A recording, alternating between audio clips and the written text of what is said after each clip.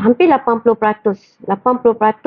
klien-klien saya ni bermasalah bermula daripada keluarga. Kenapa benda ni terjadi? Dia kan, khususnya masyarakat saya Indonesia. bila sebut faktor ni bukan menyalahkan mana-mana pihak. Tapi memang dia akan berbalik kepada rumah. Homes. Bila sebut homes tu, ibu ayah lah juga kan. Dan saya tak salahkan ibu ayah sepenuhnya. Kerana ibu ayah juga ada sejarahnya sendiri. Ada ceritanya sendiri yang mungkin dia juga tak dapat apa-apa bantuan. Amarah dia, kesakitan dia dan sebagainya tu pun mungkin disalurkan kepada dalam keluarga tanpa dia sedar dia telah melukakan hati individu yang ada dalam diri dia sendiri, dalam keluarga dia dengan anak-anak.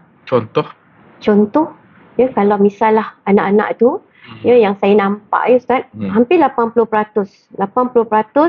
klien-klien saya ni bermasalah bermula daripada keluarga. Maksudnya kurang kasih sayang ke apa tu? Itu faktor yang pertama. Kurang kasih sayang, kurang keluarga yang berpecah belah, kurang didikan agama, ya, dan kemudian kurangnya komunikasi. Bukan kurang, kadang-kadang tak ada komunikasi pun. Komunikasi ada tapi tidak ada empathy. Masa baru nak cakap apa lagi nak cerita benda-benda yang melibatkan sesuatu yang sensitif. Kau diam, kau siapa? Kena libas, kena apa lagi menambah luka tu. Mak bapak tak ada masa, malahan mak ayah akan marah kita, ya.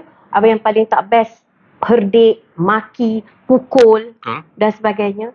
Anak akan larikan diri dia. Dia rasa kolam emosi untuk dekat dalam rumah ni, tawas dia tak best. Tak boleh nak jernihkan, tak boleh nak sembuhkan dia. Di situlah dia baru cari keluar ke tempat lain. Sebab itu bagi saya, apapun keadaan, anak-anak tu kena ada rasa bahawa rumah itulah kolam yang paling aman untuk dia. Kolam emosi dia walaupun bergelojak macam mana pun, dia kena balik ke rumah. Jadi tugas mak ayah untuk menjadikan rumah itu syurga anak-anak.